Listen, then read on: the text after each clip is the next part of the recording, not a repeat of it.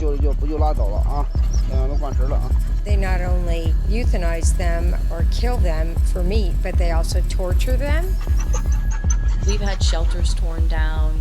We've had dogs taken from us from a vet clinic. There's no hope. But against the communist country and corruption that exists, there's almost nothing you can do. This is Jill Steward from China Rescue Dogs. I'm the president and founder.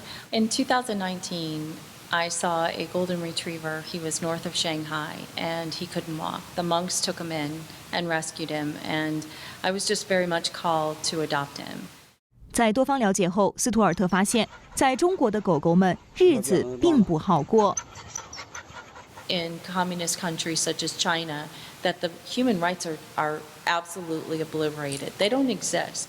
It's a fallacy that an animal's meat tastes better if they're tortured before you kill them. The brutality, the slaughter, the burning alive, it's awful, awful. Big dogs are not allowed outside. It's perplexing to me is the amount of animals that are purebred in China. There's a lot of breeding that goes on in China. I've brought in French bulldogs. They've chopped off their ears and gouged their eyes for soup, cut off their paws. You'll see a lot of that in China. No ears, no eyes, and no paws, because they put them in the soup. 虽然语言不通，还有文化差异等难题，他毅然建立了中国救援犬协会，帮助他们逃离中国。We have a shelter in Beijing. We have a shelter in Shandu. We have a shelter that we support in Wuhan, and we have Shanghai that we support.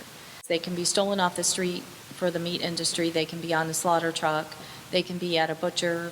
There are butchers that know if we are coming in, that the Western world will pay more money. 而在中共一言堂的统治下，救援工作也是困难重重。The worst part about it is you can't say anything. And I didn't realize when I was in China what the communists can do. With my golden retrievers that we were flying back as a flight volunteer, and I was walking on the street and I was cornered by all the Chinese police. And I had my WeChat and Google Translator on, but I didn't have any idea what they were saying to me. I was terrified. Fortunately, someone came from Shanghai Animal Rescue and communicated with them in some way, but it was very hostile. 4年间，他们坚持不懈地与狗贩子们打交道，先救出狗狗，把它们安置在庇护所，再想办法运到国外。We figured out politically how to work with the communist airline Air China and start to fly our animals into Canada as well as Los Angeles. We have to have a very careful balance because they're flying our dogs. We can't mention their rescues. We can't mention that the United States is coming in, swooping and saving their dogs that they're slaughtering. The average unit cost for the dogs, I paid $65,000 last flight for 20 dogs. And then add the CDC facility fees on top of that and everything else, you're talking probably $80,000. 然而，大量狗狗入境美国，也引来了美国政府的担忧。When the CDC ban hit, which was devastating to all of us, we went to Canada. We decided last year, it's been a year now, to open a facility, what's called an animal care facility. And we're almost fully licensed through the CDC. We're on our last stage. 今年6月底，中国救援犬协会在洛杉矶的全新护理救助站正式开业。当天，20只刚被从中国救出来的狗狗也一起在场见证。And the dogs that I've seen so far have all been well-fleshed, healthy. So I think that they do well with the acclimation as long as they're getting attention, food, water. They're very simple, yet they bring a lot of joy to us. 在4年时间里，近2300只狗在中国救援犬协会的帮助下，来到美国或加拿大被重新安置。